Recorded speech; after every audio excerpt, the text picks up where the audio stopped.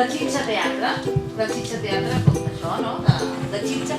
Per què? Perquè ens agrada fer coses amb xitxa, amb substància, no?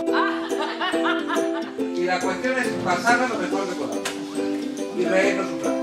¿Qué les parece?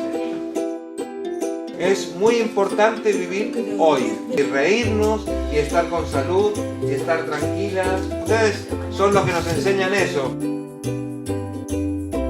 En esta sociedad, en este momento, se ha perdido mucho de la riqueza de lo que tenían las personas mayores. Son los que nos transmiten los valores, las historias. Y algunas hemos conservado las comidas, algunas costumbres, del lugar de donde hemos venido. Porque ahora ya nos parece que sin teléfono móvil no podemos vivir, ¿no? Pero no hace tantos años que podíamos vivir sin teléfono. Y sin internet.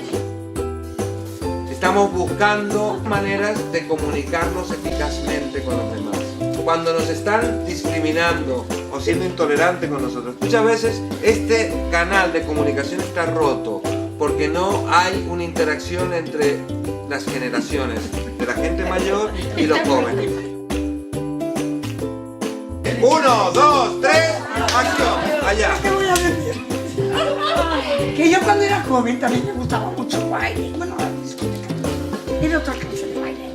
Eran salas, no como las discotecas ahora. Es un sonido. Pero ¿sabes lo que mola? Pero yo creo que si tuviera tu edad, bueno, claro, no lo puedo decir, a lo mejor pensaría igual. Pero tienes que comprender, cuando tú tengas nuestra edad, hablarás de tus penas, de tus cositas. Es que no me gusta imaginarme mucho, ¿sabes? Porque tampoco, no me gusta mucho pensar de cuando sea mayor. Pues llegará, cariño. Cuesta mucho saber envejecer.